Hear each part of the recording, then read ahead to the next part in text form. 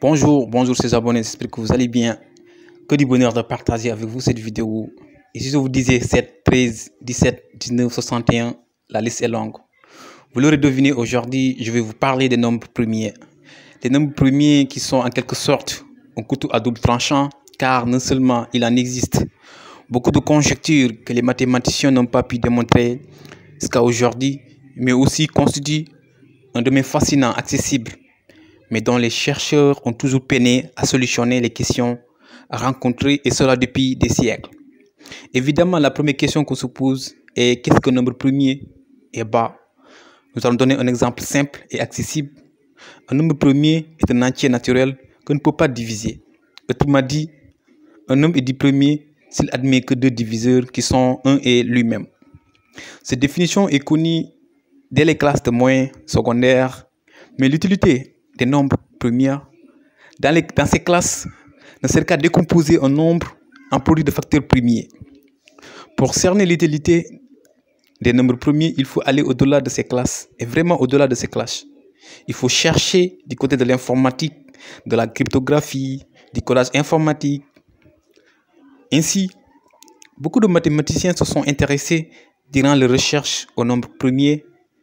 C'est notamment le cas d'Euclide à son époque, Ramadjuna et même le grand Euler, mais aussi Albert Einstein, sont aussi à leur tour intéressés des nombres complexes, mais en vain, tellement que les nombres complexes sont impénétrables.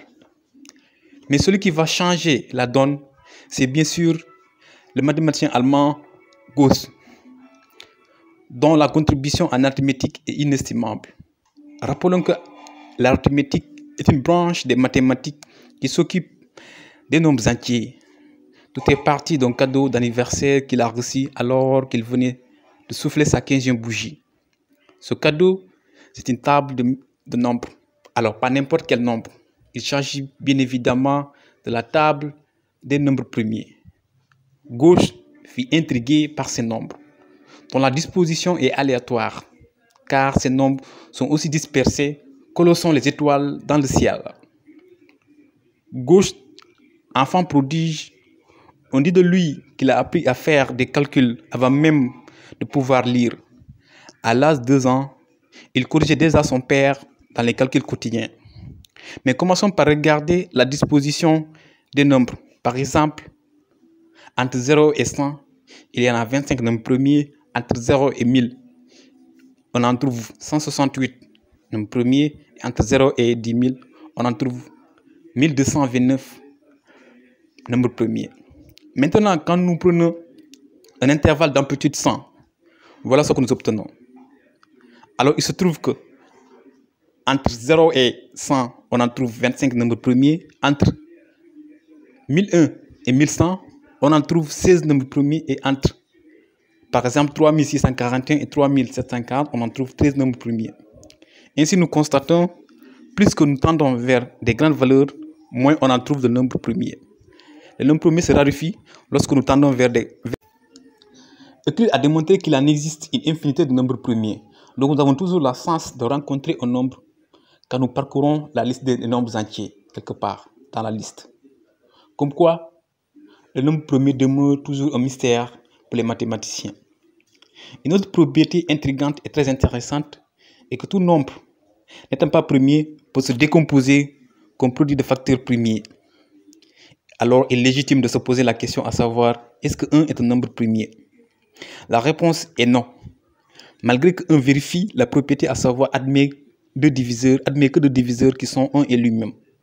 Alors, le problème c'est que si 1 est premier, alors comme nous savons que la propriété, la décomposition d'un nombre en produit de facteurs premiers est unique,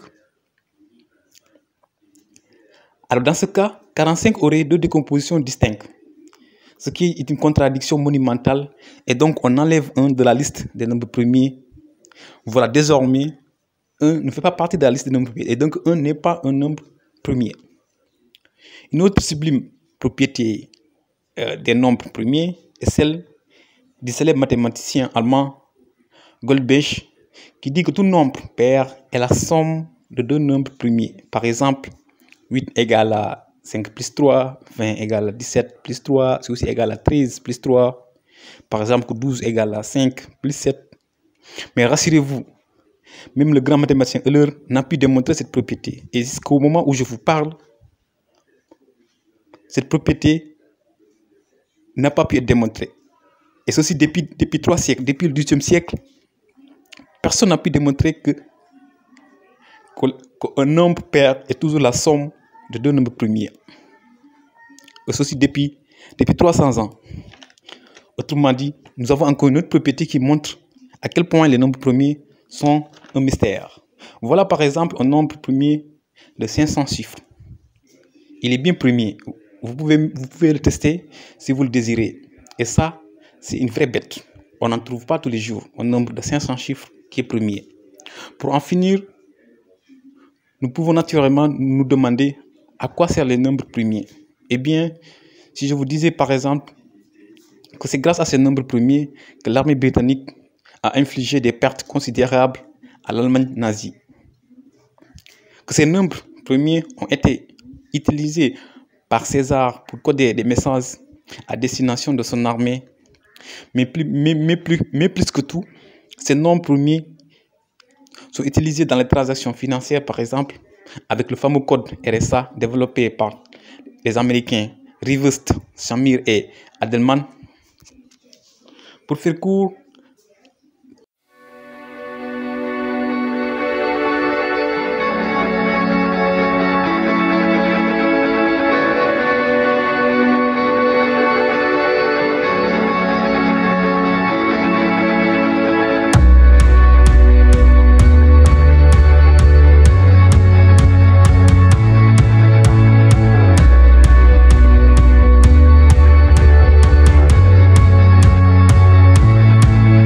ça c'est donc bien les grandes